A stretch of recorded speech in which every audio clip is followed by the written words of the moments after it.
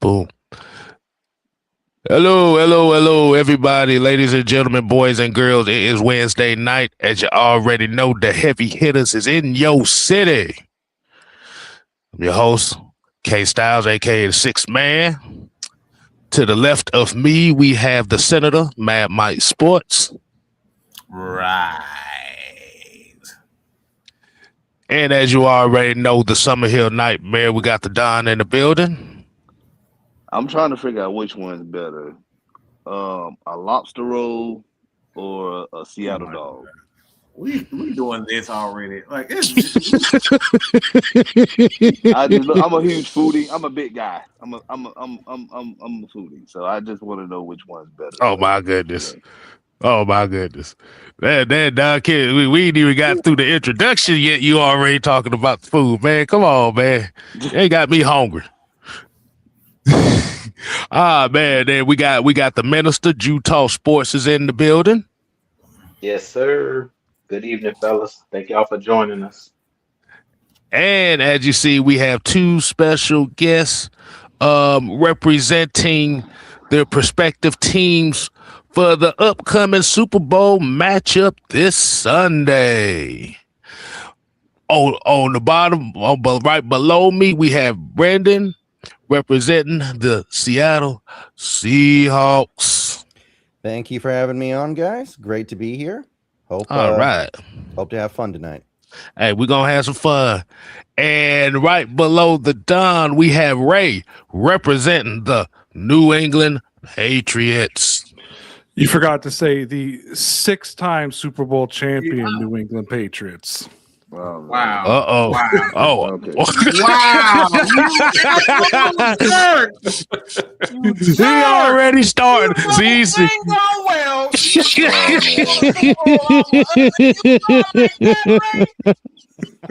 Wow.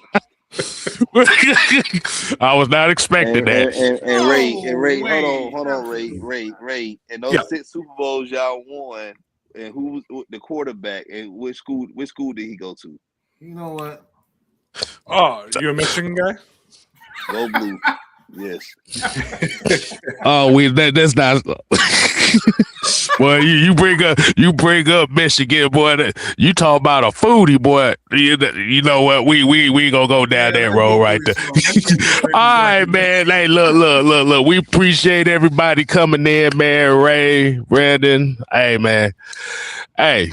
I'm about to say, boy, how y'all feel? I about to say, Ray, I'm gonna let you kick this off, man. So, how you feeling about this game? How you feel about how your team has been all year, and what do you think their chances is for this Super Bowl matchup, man?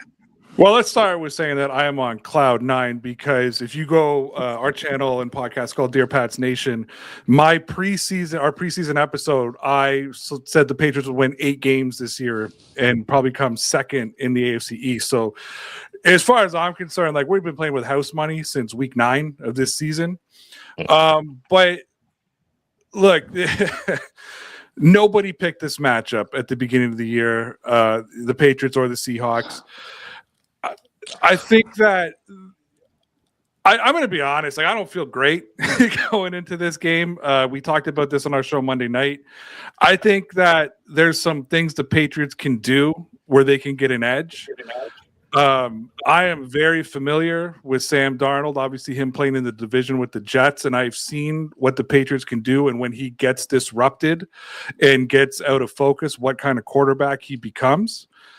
That being said, I think when you stack it up side by side, I mean, Seattle has the edge across the board, but the Patriots been going up against the top defenses in the league and getting it together. And I think that there's not enough respect being put on this Patriots defense and how great they played this season. And they've been absolutely elite during the playoffs. And to me, this game's going to come down to 3 players. It's going to come down to Milton Williams. It's going to come down to Christian Gonzalez, and it's going to come down to Christian Barmore. And if the Patriots can get pressure up the middle and get to Darnold up the middle, I mean, as a quarterback the last thing you want is guys in your face coming straight up the middle. And the one thing, as good as the Seattle offensive line is, when we've been watching, the coaches tape on them, they can get beat on some stunts on the inside. And the Patriots got two boys that can do that. And then, of course, Gonzo just needs to take away the threat on up the field. That's the chance the Patriots have. If they can do that and they can shake up Sam Darnold, they can make him see ghost again. That's probably the Patriots' best chance. But I mean, I have no idea how to assess this Patriots team. We all know the schedule conversation. We all know the playoff run. We all saw, but again, they're going up against another top 5 defense. So, I mean, I think it's going to be a test. If they win, I don't want to hear anything more about this schedule. That's what I'm going to say. And then I'm also going to just remind everybody that they were still playing NFL teams. When it comes to Drake May, he's solid. I kind of disrupted Pat's Nation the other night when I said the Patriots made it to the Super Bowl despite Drake May.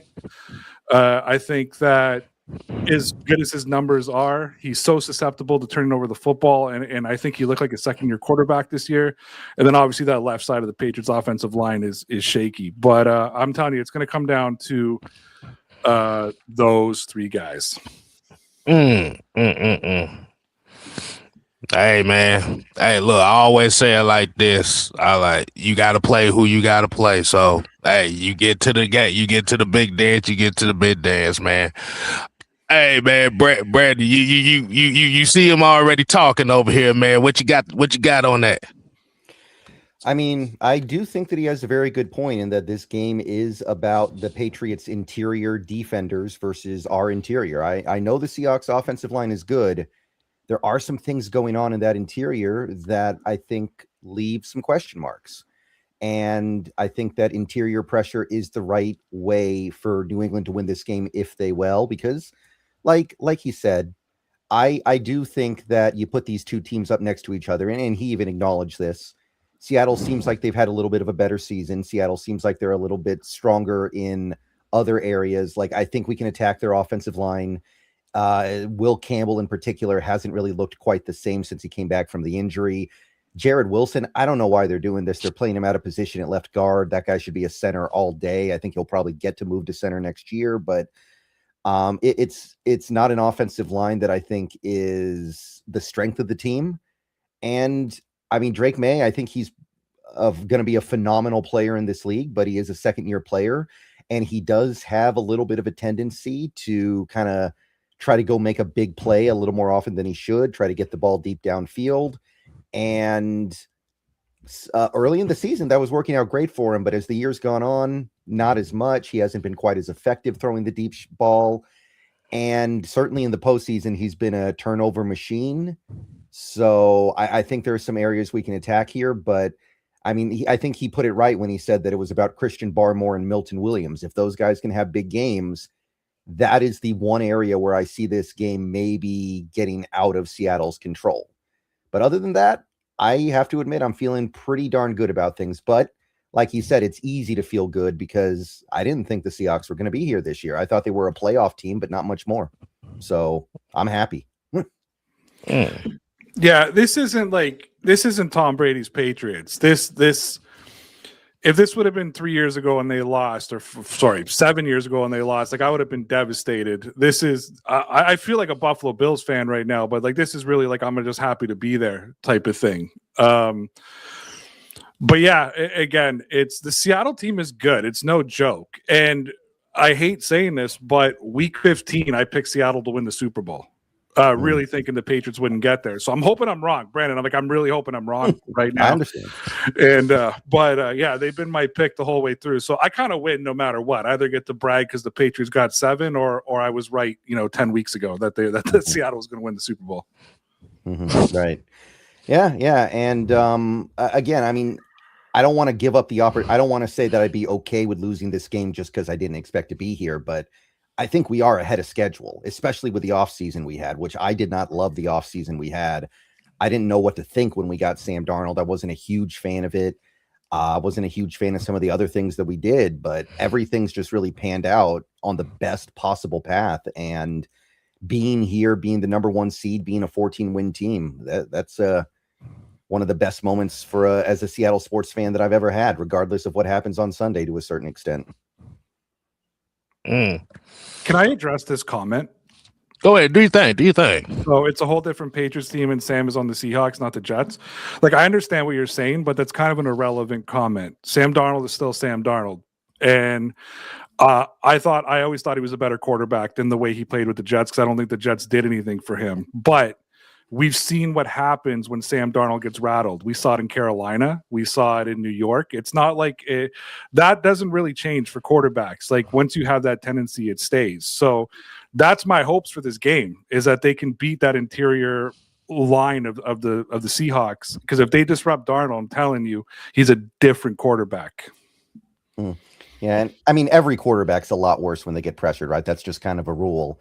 There are a couple of quarterbacks that are only a little bit worse, and that's really, really valuable. But a lot of quarterbacks, like, it's a world of difference with pressure versus no pressure. So you always want to get pressure on the other quarterback. So, I mean, he's not a top 5 quarterback. He's certainly not an MVP quarterback. So I don't think there's anything wrong with saying that's something you need to attack. Okay.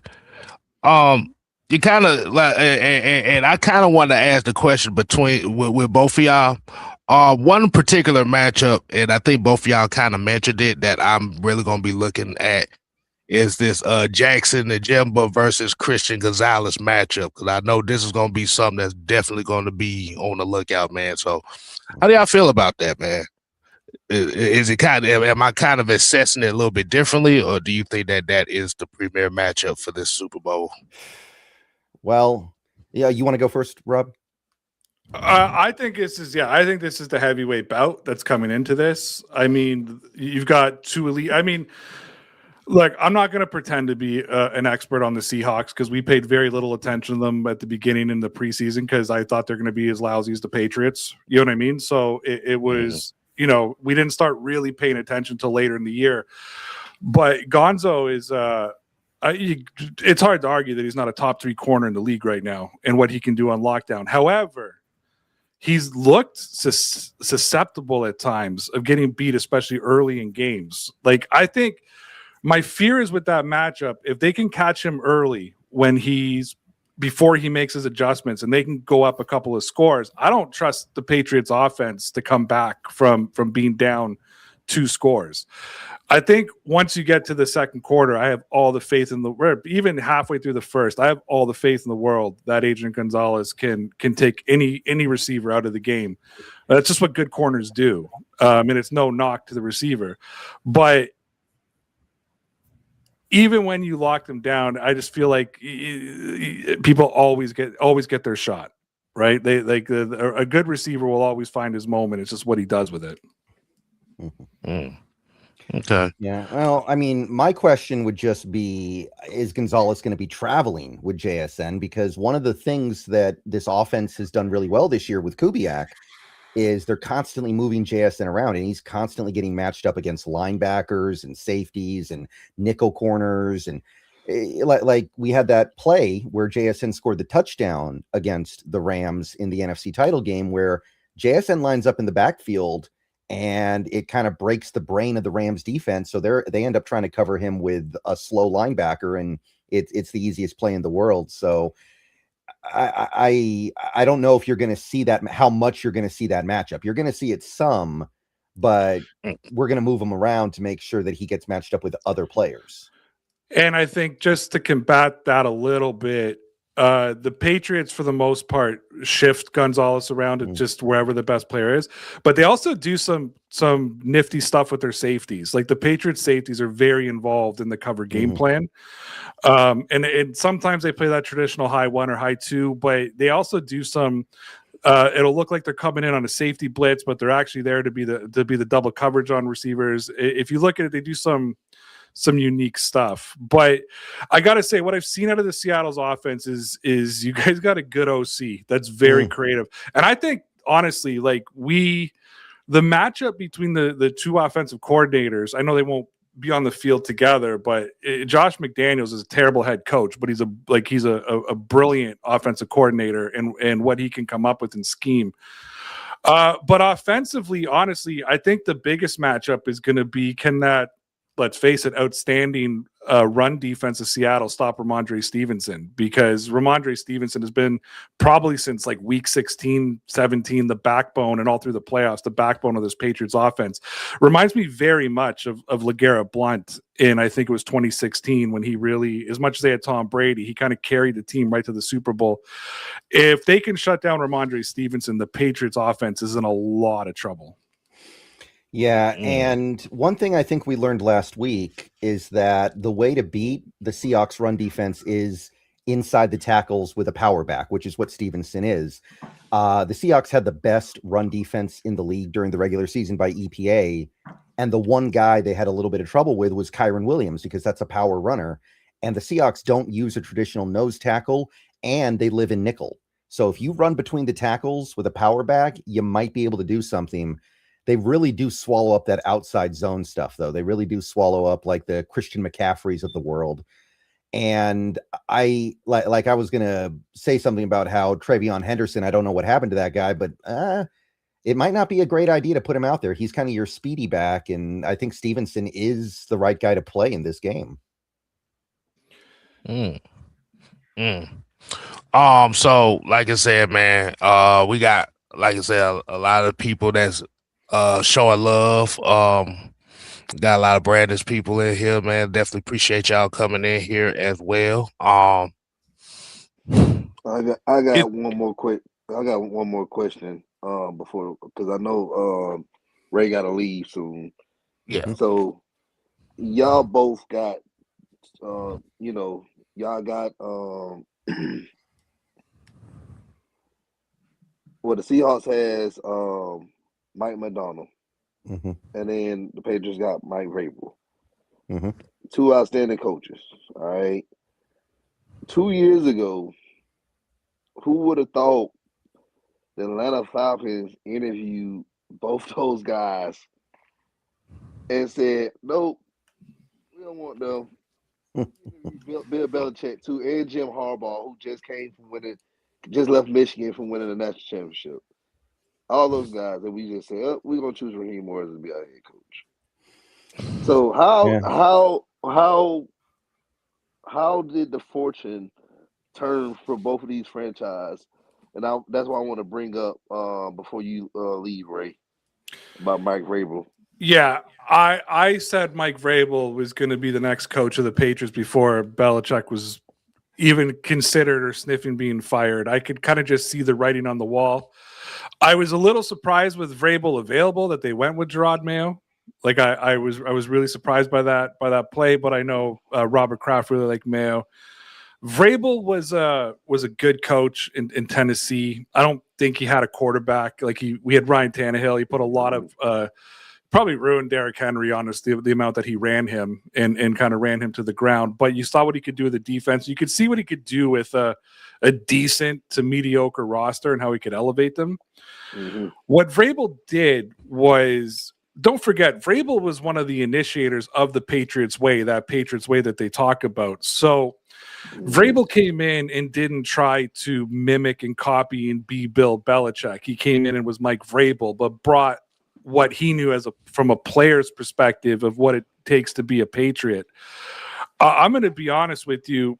One of the things I love about the Patriots going to the Super Bowl, win or lose, and that could just be me. That could just be me coping because I'm afraid they're going to lose. But win or lose, I think that what we've officially done now is we've moved on from the Brady Belichick era. Like we finally, as Patriot fans, been able to move on from that era and embrace the Vrabel May era, because there's a familiarity there with Mike Vrabel. And then when Mayo was fired in the offseason, Vrabel being fired was like the least shocking, or being hired was the least shocking thing that could have happened in New England.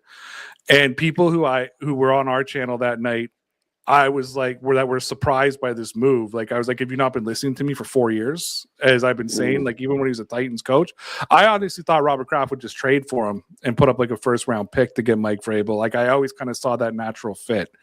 And before Brandon goes about his coach, I just want to point out that I'm very disappointed in the Dear Pats Nation crowd tonight, because I'm just reading all these Seahawks comments in here, and I'm going to chastise them at our next show because I told everybody I was going to be here tonight. So But Oh, wow. it's crazy because Vrabel also coached at Ohio State, and McDonald coached at Michigan. So some people are calling this the kind of the game of the Super Bowl type, you know. But hey, I'll take it for anyway. It is. So, the one thing with the Michigan thing and the Patriots, the one thing we have in common is we know how to steal signs from the other side, right? Which is good. We have that in common. And but no, dude, I'm an Ohio State guy. I'm gonna be real with you. I'm a Buckeye, so I've been kind of holding that in. So I didn't even. I kind of figured that. I figured that by looking at your stuff on Twitter. I got it. Yeah, and it's why I love Trey. The Patriots never bring in Ohio State guys. Like we finally brought Zeke in, was our first Ohio State guy in forever. That's why I love Trey. He's had a terrible offseason or a terrible postseason, but yeah, I didn't even realize that connection. That's even better. Mm-hmm. Oh yes. Hey man. All right. Well, I know you got to get out of here, man, but appreciate you coming in, man. Thanks No, for I coming in, appreciate Ray. you guys having me on. Thank you. All right, man. All right, Brandon, you can go ahead and talk about Mike McDonald.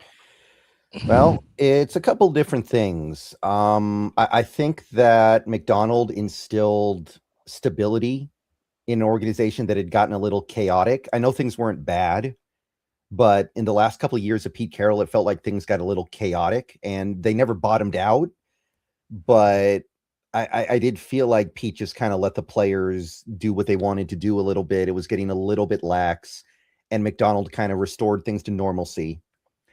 It's a schematic answer to what your division rivals are doing because, I mean, everything's a reaction to something else, right? The Seahawks hire Pete Carroll. They have great success with Pete Carroll for many years. Then you get the Rams. They hire McVay. The Niners hire Shanahan specifically, I think, or at least in big part, because they wanted an offense that could counter what Carroll's defense was doing with their relatively simple cover 3, 4-3 scheme that didn't blitz a lot. And McVay and Shanahan cooked up the perfect counters to that defense. McVay running the flood routes over and over and over again, which the Carroll defense had no idea how to stop. And eventually you just go, okay, we got to come up with our own schematic answer to what Shanahan and McVay are doing. And that's what McDonald has brought. It's a schematic improvement of this team that it's night and day from what we did under Carroll. The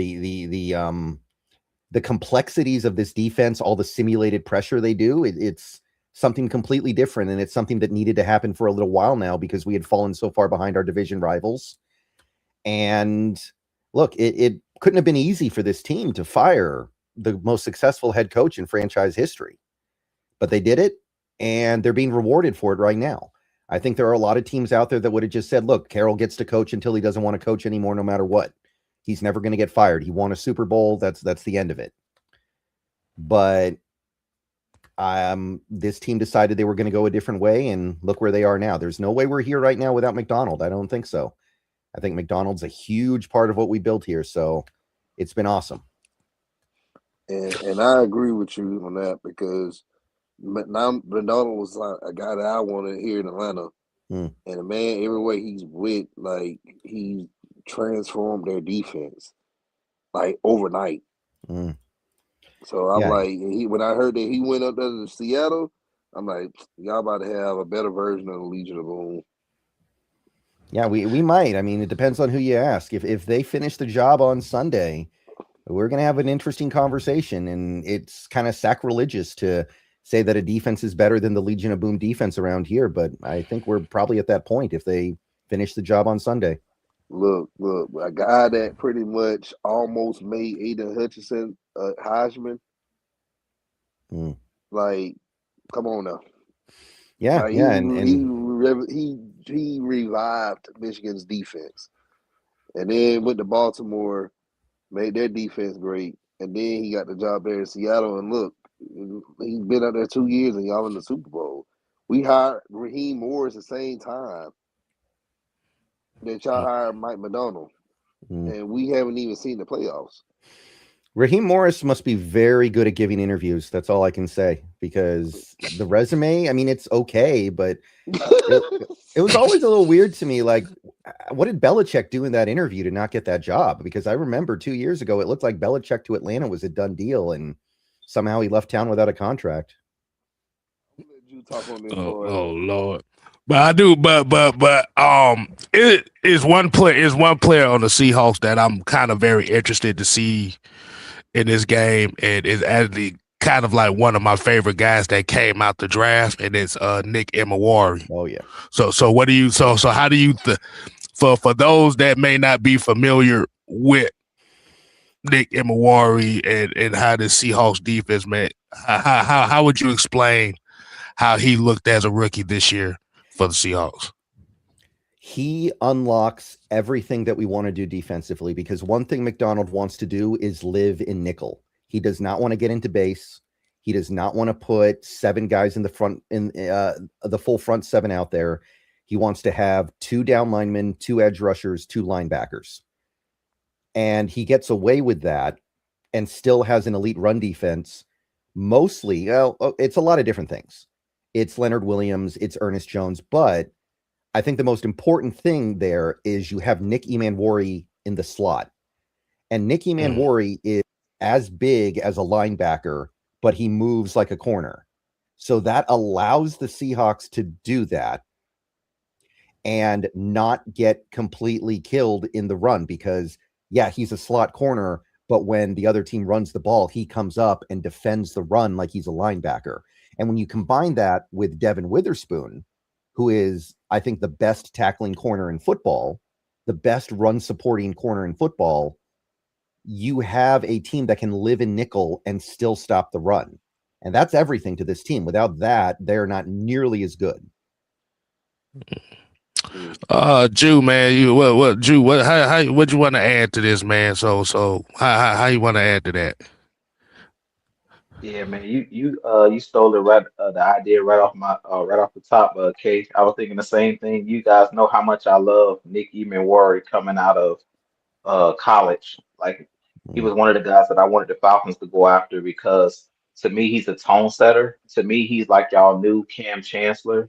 I actually went to the high school with Cam Chancellor, Norfolk, Virginia. Shout out to Virginia 757. But Nicky Manwari, like you said, man, he's one of those guys that's a game changer. And one thing that I love about him is just his leadership. In that last game, when Woolen had the penalty and they got into it on the sideline, I'm like, that's leadership right there. Even though he's a rookie, he's like, dude, what is you doing? You know, he was holding his guys on the sideline accountable, even as a young guy. And just thinking about those Legion of Boom days when you guys had Cam Chancellor, Richard Sherman, I really feel like you need that one guy that holds everything together, and that's like the glue. So to me, Nicky Manwari is kind of like that Cam Chancellor for this defense. He's a guy that, even though he's a young guy, he's a leader. So I really think that Seattle, like y'all talked about so far, that defense y'all have in Seattle is tough. It's really, really good. I mean, in this matchup, what I'm looking at for the Patriots, and I'll keep it short, is I really think that it's going to come down if they can run the ball against you guys. If they can't run the ball, they're not going to be able to air it out, because Seattle has one of the best secondaries and one of the better defenses as far as being that attack style. So I think the only way that they counter that is they're going to have to run the ball with that two-headed monster in Stevenson and Henderson. If those guys can't run the ball successfully, I don't think that they have enough weapons on the outside. Outside of Stephon Diggs, I don't think they have enough with the Patriots wide receiving core to be able to, beat you guys, because y'all have so much in that back end. I think it's going to be too much for them to handle. So they're going to have to stay in the third and manageables. They can't get in third and long situations, and they can't turn the ball over. If they do that, they're going to be in deep trouble. So I really feel like it's going to come down to the trenches. You guys know I always preach the trenches. The Patriots are going to have to run the ball. Whoever can run the ball and don't turn the ball over is going to win this game. Yeah, they're going to have to find a way to run the ball some, because, like I said, the main way you beat the Seattle run D is with some power up the middle. And Stevenson can do that. The thing is, though, that Rams team, which has had success doing this season, they built their team to do exactly that. They've got the biggest interior offensive line in football. Patriots don't have that. They've got two centers in the middle there because you got Bradbury and you got Jared Wilson, and then you got Owenwu, who is a big dude, but they don't have the power in the middle to run the ball the way the Rams do off A gap and B gap. So when I look at that, I go, I don't think they're going to be able to do what the Rams did, which was run the ball fairly successfully. So what you're trying to say, Brandon, is you said they got to find a way to run the ball, right? Yeah, they're going to have to find a way to do it, but it's tough. You just so pretty much you saying that Raheem Morris is not a running back. You know what? Beat me quiet, dog. Come on, dog. You ain't do that. Hey, Mike, man, what you got to add to this, man? What you got to add to this matchup? I just hope this is not the most boring Super Bowl in the universe because nobody expected these teams to be here. Nobody wanted to see Drake May and versus Sam Darnold. Let's just be real. Even if you're a fan, you never saw this happening. But since we are here,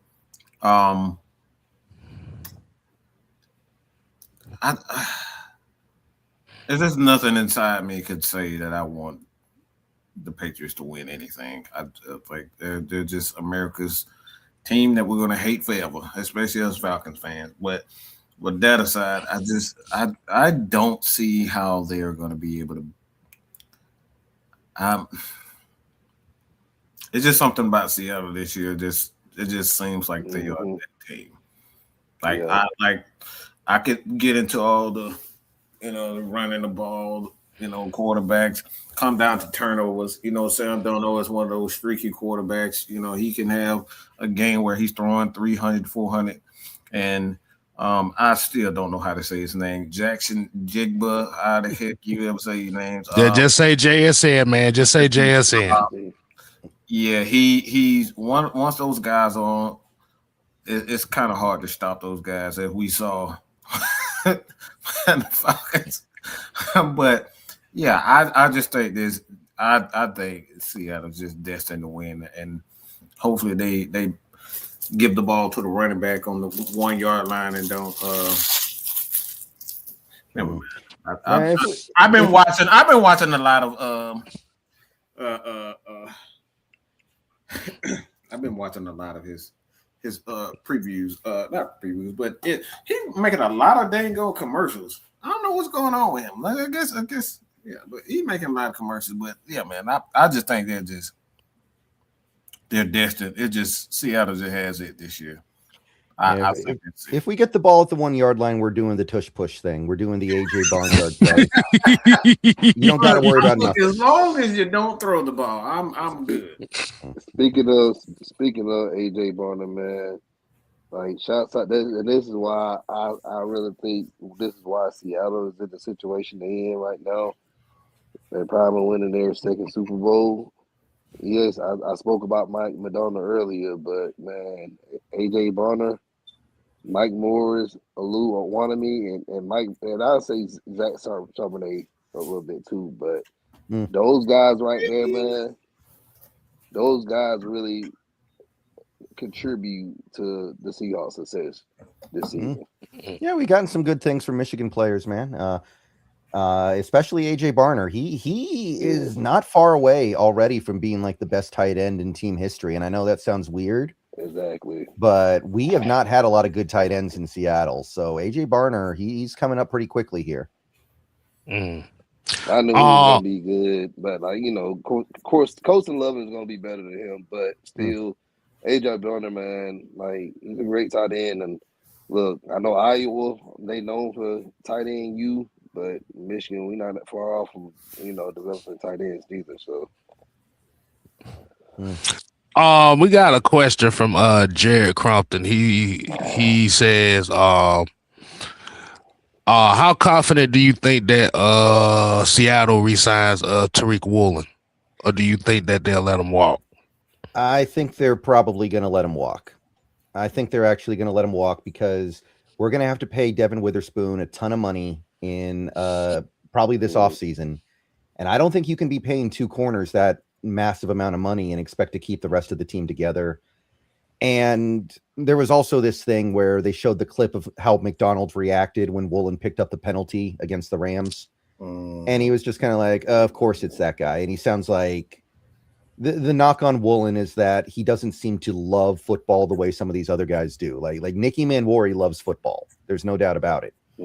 I don't know if Woolen loves football. He's just really good at it. And those guys, sometimes you don't know what direction it's going to go after they get their money. Julio. No, man. I shouldn't have said Well, when you made the mention of paying two corners a lot of money, yeah, we do have experience in that department as well. We've seen how that plays out. Yeah, it's never a good idea to do that. Mike, you got anything else you want to add to it?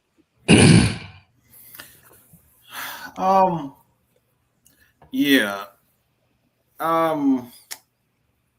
There's been a lot of talk about whether or not Clint Kubiak or Mike McDonald, like it's the offense, the defense.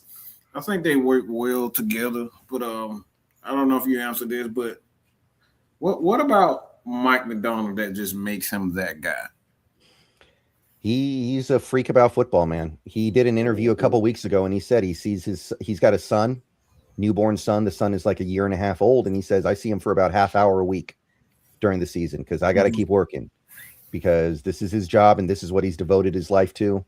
He's that kind of guy. He's somebody that has completely devoted himself to scheming things up, and he's an absolute scheme demon, and that's something that we've never really had before. We didn't have that with Carroll. Carroll was a good coach, but he was not a scheme guy. His scheme was, I'm going to keep things as simple as possible.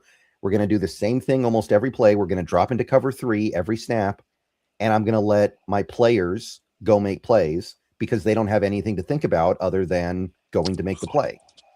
McDonald, he gives his players a lot to think about, but he doesn't do it in a way that sacrifices the integrity of the defense, like Greg Williams, somebody like that. A Greg Williams, somebody that'll just go all out blitz and leave his defense on islands all game long.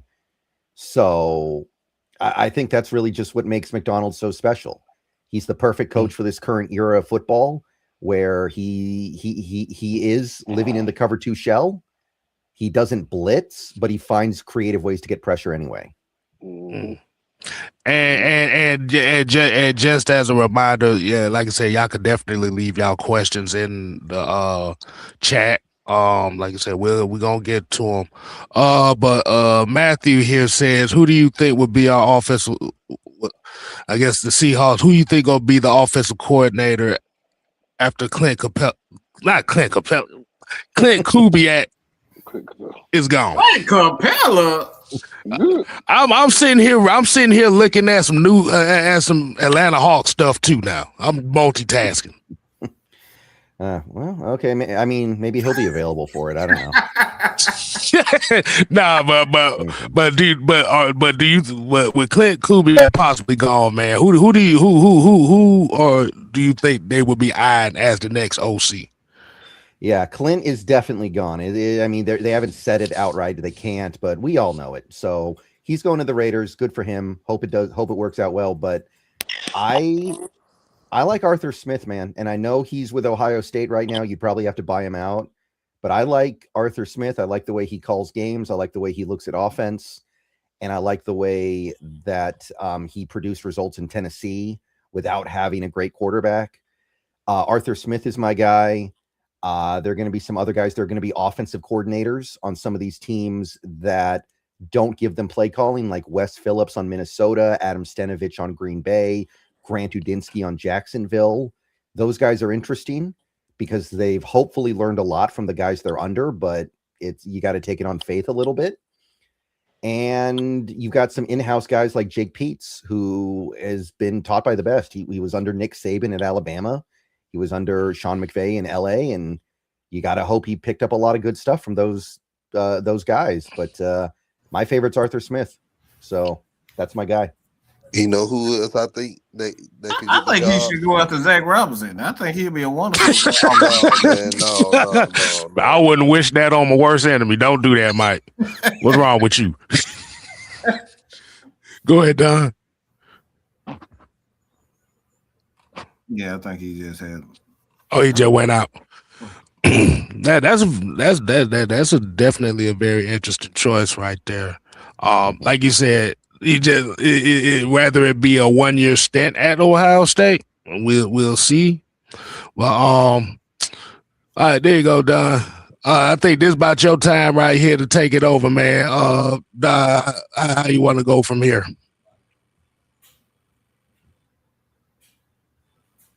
Is he still going? Okay. All right. I think he gone. I think it's messing up. So usually right around this time of the show right here, we start asking questions as far as some of the moments in the Seattle Seahawks history that made you become a fan, and who are some of your favorite players growing up as a fan? Well, I mean, I started going to Seahawks games when I was 6 years old in 1996 because my uncle had season tickets, and that year he couldn't go very much. So me and my dad went to 4 games that year. That was the year I started really watching sports.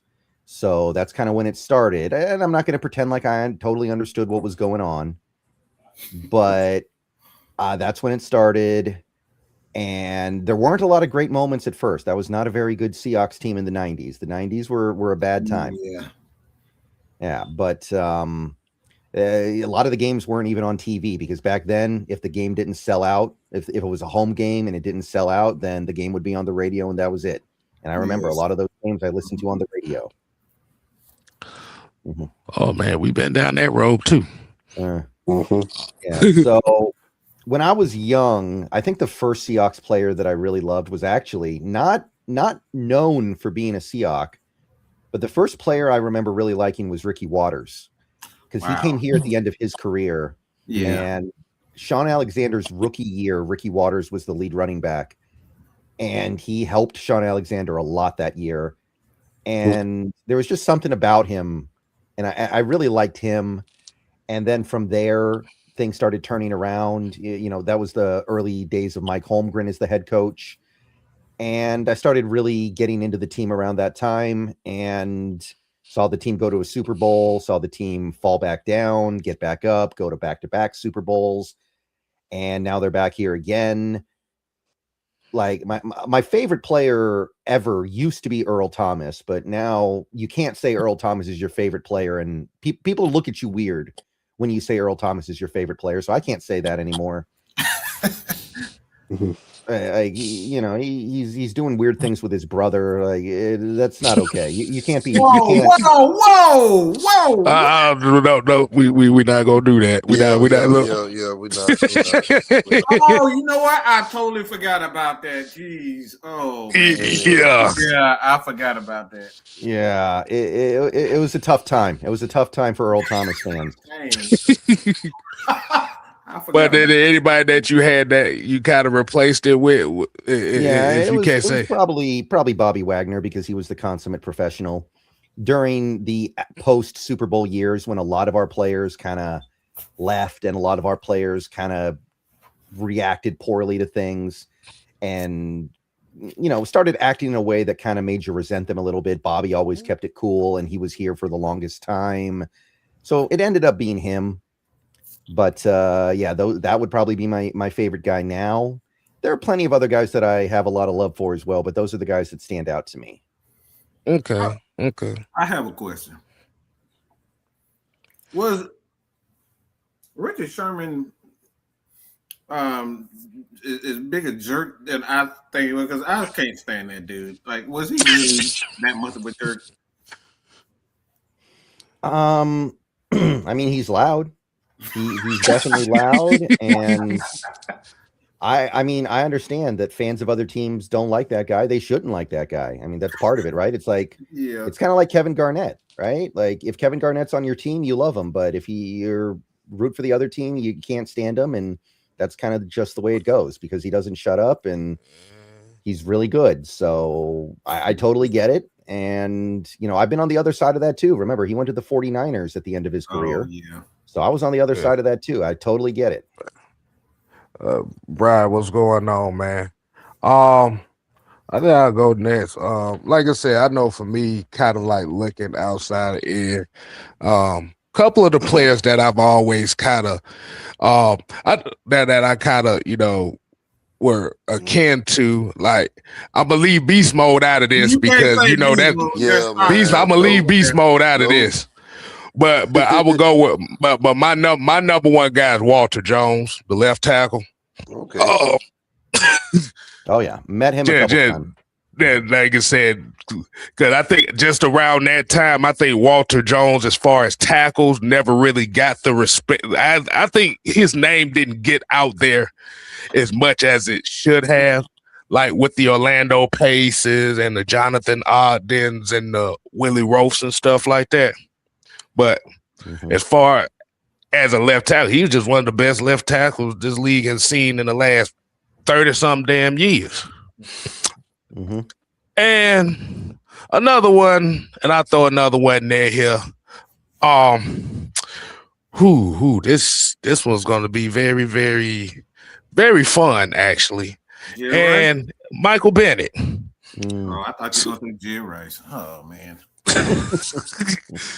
Well, I'm gonna say Jerry Rice is my favorite Seahawk, and he only played in like a couple games. I can't count that. He was good though. He was good. He was good. He could still play. He still had a little bit left. It was fun. Exactly.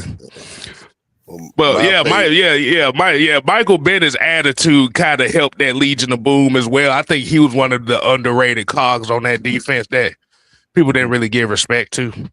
Yeah, and his ability to play on the inside on passing downs unlocked that NASCAR package. I love the way he was so aggressive and just for a guy that 270, 280, 285 somewhere in there. If that playing inside all across the board, he was definitely one of my favorites. Yeah, he was very special, and him and Cliff Averill, the thing is, they took a lot less money than they probably could have gotten to stay here and come here in the first place. That was like one of the things that made this all possible. Him and Cliff Averill both just decided, you know what, I'm not going to worry about the money that much.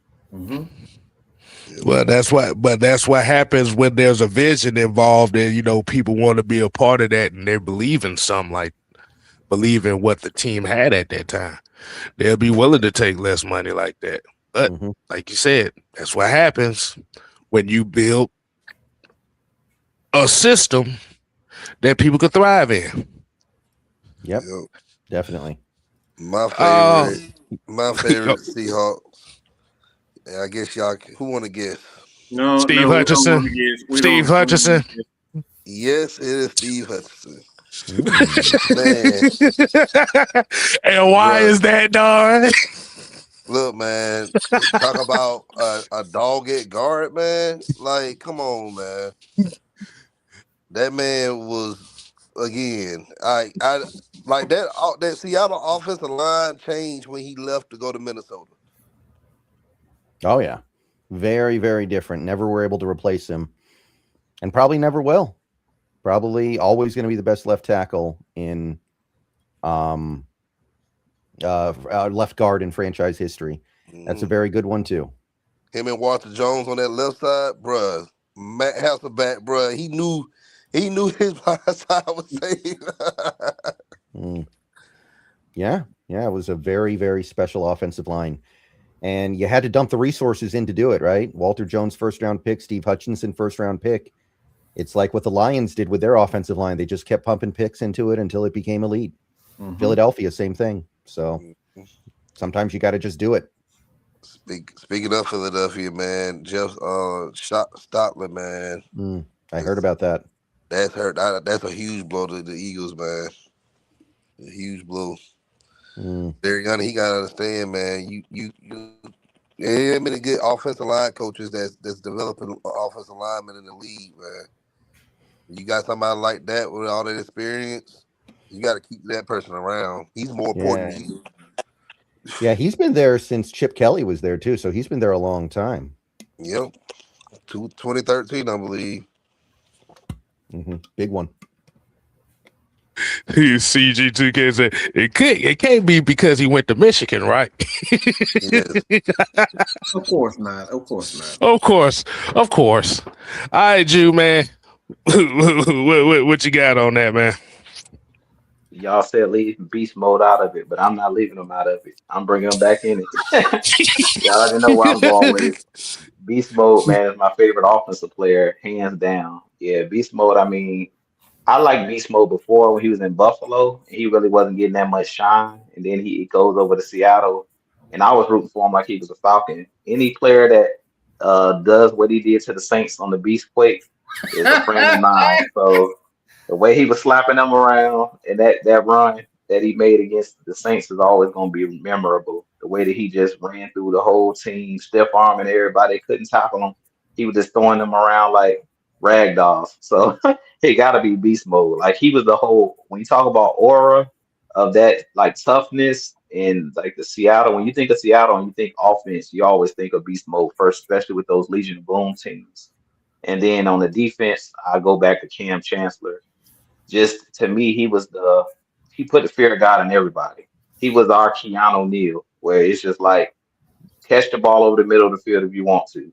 He was one of those guys. I remember him knocking a sweat off of Vernon Davis' helmet in that game against the 49ers. And he had a lot of plays like that where he just put, the fear of God in everybody. He played a game like the Sean Taylors. When you think of the old way the guys used to play the safety position, that's what Cam brought to the table. So I really feel like he played the game the way that you're supposed to play the game, especially at that strong safety position. So the defense has got to be Cam Chancellor. That's a good one too, man. That's the guy that everyone around here still loves. A lot of other guys on that Super Bowl team ended up alienating people, but Cam never did that. He just kept playing for the team until he retired. So it's a great one. But you know what's crazy about that Legion of Boom defense?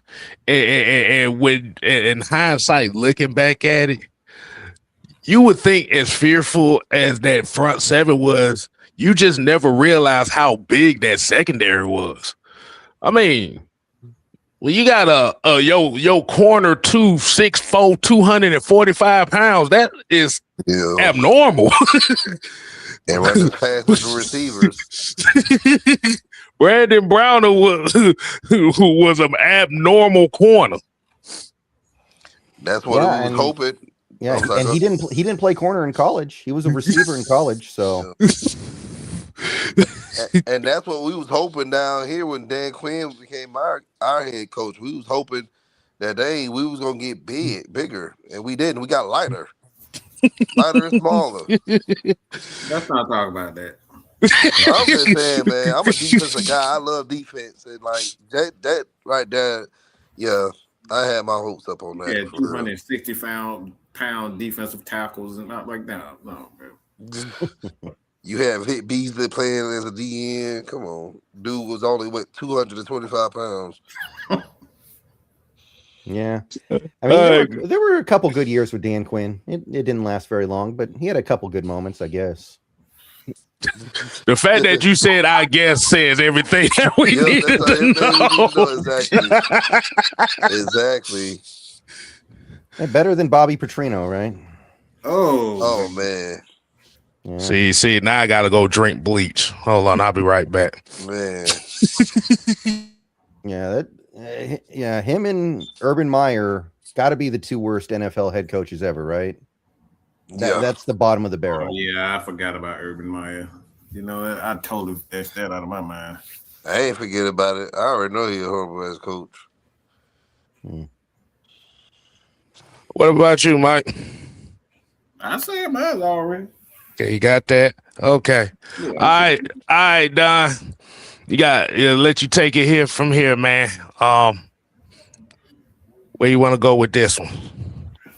Hey, man, look, I guess everybody in the panel going for Seattle. I know Ray was on earlier, and shouts out to Ray. Appreciate him coming on. But yeah, I'm going for Seattle. Not because the Patriots beat us in the Super Bowl several years ago, but not because Seattle got more Michigan players on their team. is really because just I think McDonald got that defense. Just cut his mic. Man, no, don't cut my mic. But I really think Seattle's defense is gonna end up winning the game for you guys. I don't think it's gonna be a high scoring game. This is gonna really be a low scoring game.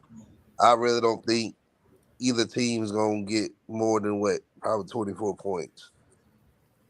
So yeah, I could see that, man. I can see that. Maybe there will be a defensive score that could that would be one of the things that could push the score up a little bit higher than people expect. But yeah, I think it's probably going to be a pretty average scoring game, but I do feel good. I feel good about it, man. mm-hmm. I just hope nobody shows up in a dress.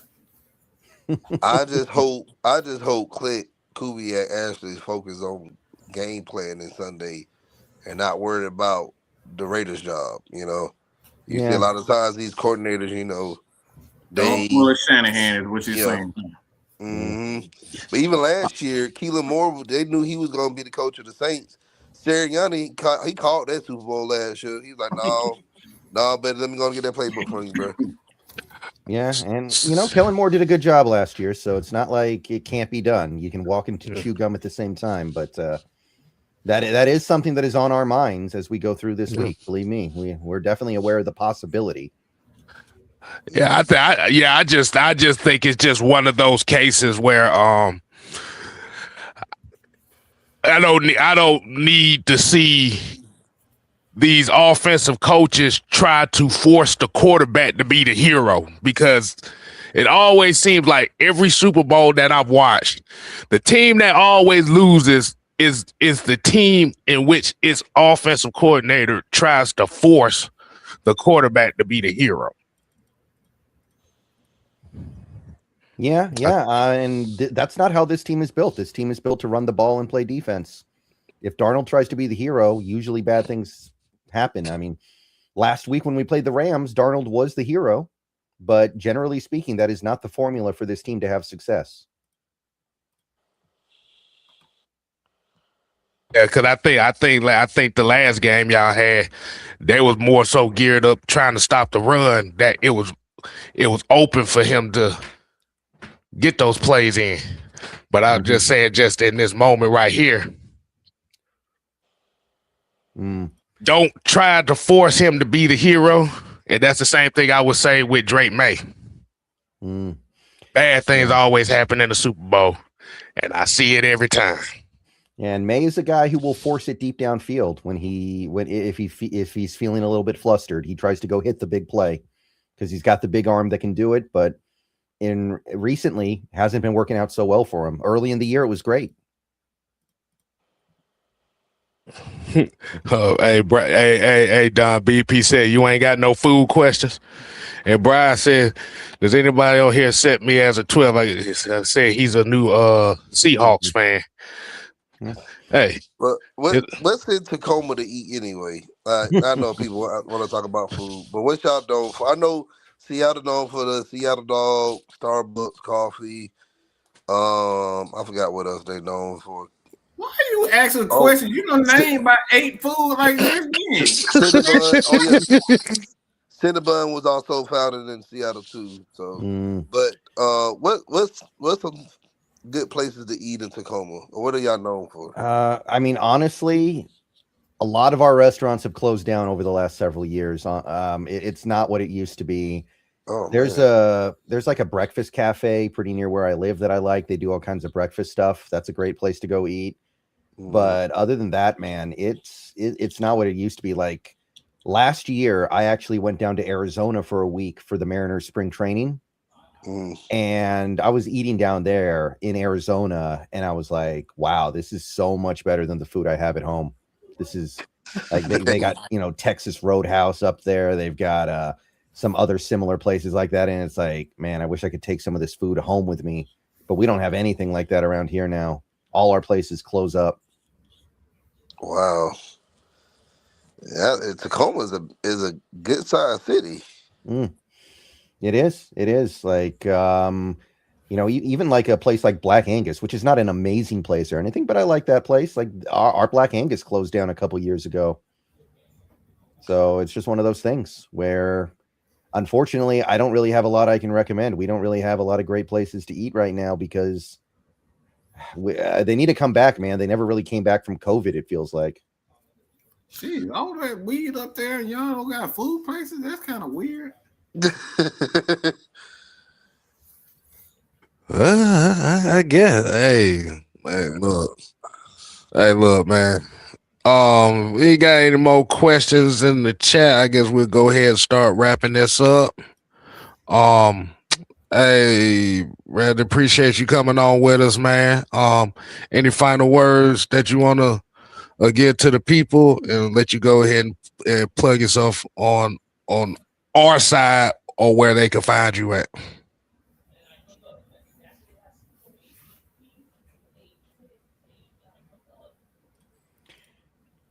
I'm sorry, what was that? No. I was saying we about to go ahead and wind it down. I was like, you got your final takes on the game. You got any score predictions? I think I've said everything that needs to be said, man. I feel good about it. As long as we don't let their interior defensive line beat up on our interior offensive line, then I think we'll be all right. I think that's the main area where this game could maybe go in a bad direction. But other than that, I think we're good. Okay. Where they can find, let everybody know where they can find you at, man. Mm-hmm. Seahawks Brendan Nelson. Thank you. All right. There you go. All right, hey Jew, you got what's your last take on this game, man? You got Yeah, I'm gonna keep it short. Yeah, man. I think, like I said, it's gonna come down to, can the Patriots hit enough explosive plays to win the game? Can they run the ball? And on the Seattle side, protect the ball, don't turn it over, play good defense, and do what you've done to get yourself here. I mean, Seattle's the better team in this instance. So I think that they go in as the favorite. It's going to come down to what can New England do to counter. They don't have the players, the explosive players. We know what they got over there with JSN. We know what they got over there with the return game with Shaheed coming over from the Saints. So I feel like they had an upper hand when all the way across the board. It's going to come down to if the Patriots can force turnovers and they can do the other things that keep them in that game. But I'm hoping just for a good game. Like, I don't care either way because the Falcons are at home. So at the end of either way, I mean, my father-in-law, he's actually a Seahawks fan. So for his sake, I guess I'll root for the Seahawks, but I don't really care. I just want to see a good game. As long as it's not a blowout. Because last year's Super Bowl wasn't a Super Bowl. Eagles blew the Chiefs out. It was over in the first half, to be honest with you. The halftime show was the best part of the game. yeah, the ACLs of that game got blew out real quick. Mike, what you got, man? I don't care.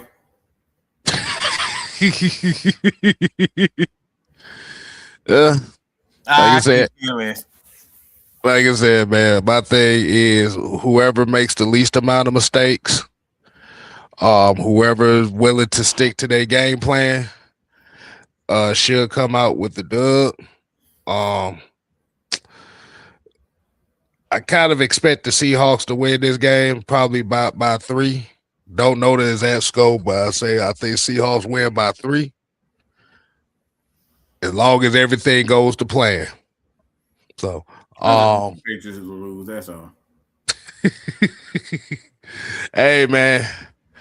Hey, like I said, man, we appreciate you coming on, man. Like I said, everybody, like I said, continue to support everybody. The Heavy Hitters live. Till next time, people. We ain't here to play. Nope. We here to stay. Oh yeah, dig it. You ain't got to go home. But you got to get the hell up out of here.